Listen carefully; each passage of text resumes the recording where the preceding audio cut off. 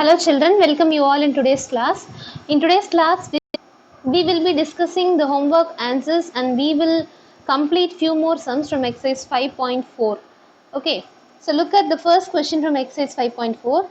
What is the measure of a right angle? We know that a right angle measures 90 degree. Okay, so here you will write 90 degree. Then what is the measure of a straight angle? It is 180 degree. Okay, next say true or false.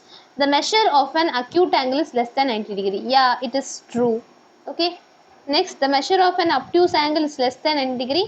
No, it is not true. It is false because all obtuse angle measures from 90 degree to 180 degree. Next, measure of reflex angle is greater than 180 degree. Yes, it is greater than 180 degree. Reflex angle means you will have more than 180 but less than 360. Okay, next measure of one complete revolution is 360. Is it true or false?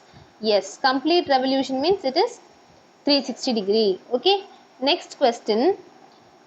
If m means measure, okay, if measure of angle A is equal to 53 and measure of angle B is equal to 35, then measure of angle A greater than measure of angle B. True or false? Yes. Okay, both are acute angles, but the measure of angle A is greater than measure of angle B. Okay, so here it is, the statement is true. Okay, okay, fine. Now let us go to the next question. Write down the measures of some acute angles.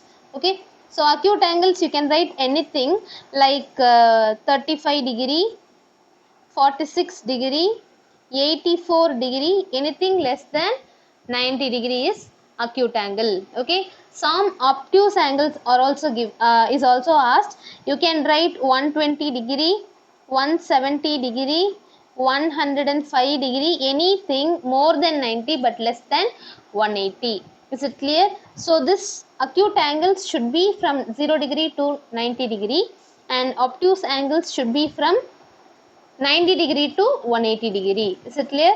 So now we have discussed all the homework answers. Now let us enter into today's class. Today you will measure angles using protractor. Okay, so look at the fourth question given here. Measure the angles given below using the protractor and write down the measure. Okay, so let me do the fourth subdivision for you. Okay, this one I will do this for you. You will do the remaining as a homework. Okay, you can do this in your book itself. Okay, so look here, I am going to measure the angle. Take your protractor. Okay, take your protractor. First we have three angles here. Let me measure one by one. Let me measure the first one given here. Okay, so this is the angle. I have to place the protractor in such a way that I have, see, in a protractor you have a pointer here, right? This line, a horizontal line is there and you have a point here. Okay, this point should be on the vertex of the angle. Okay, so now let me keep this on the this vertex. Okay, on this vertex I have to keep the protractor like this. Okay, and your straight line on this protractor should coincide, should lie on the arm of the angle. Okay, so now you can see that this angle, the other arm is there, no, that arm will coincide with some measurement of the protractor. Okay, so here this arm coincides with angle 60 degree. Okay, here it is 60 degree and the arm is here. Okay, so I can write this angle as 60 degree. Okay, then look here, next I will go for this angle. So I have to keep this point. Okay, I have to keep this point on this part and this line should coincide with this arm. Okay, and this arm will coincide with some of these lines. Okay, okay, so look here.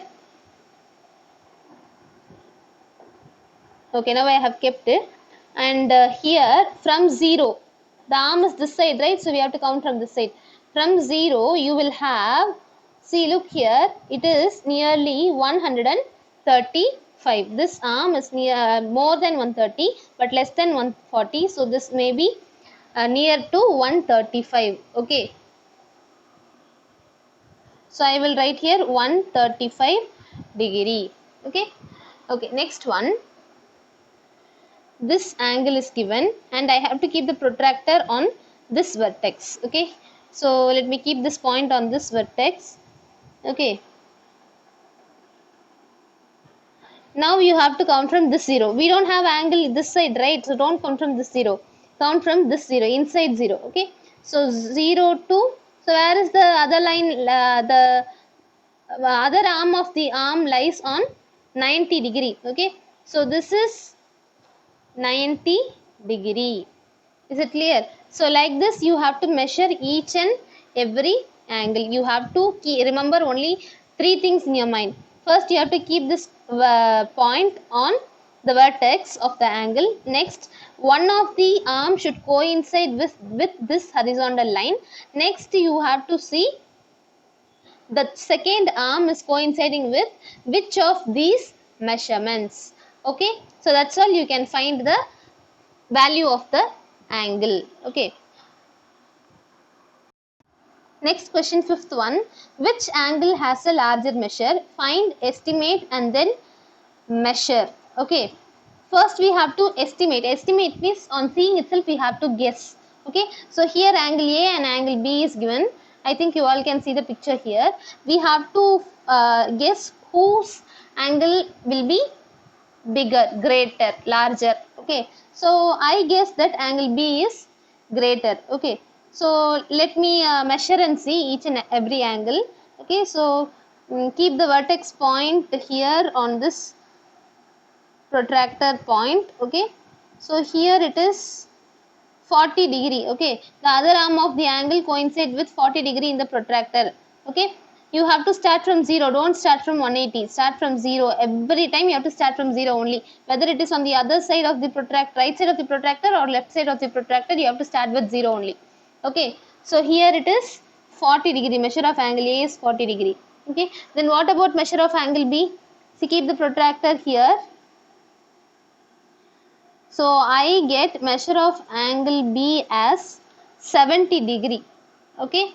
So here it is 70 degree. Okay. So actually I guessed B will be larger. In the same way here I got B as the larger measure. Okay. So in the same way you will do sixth one as your homework. Okay. So that's all children. We have discussed everything about measuring angles using protractor. Kindly go through the video once or twice and try to understand everything which is taught. Thank you and have a nice day.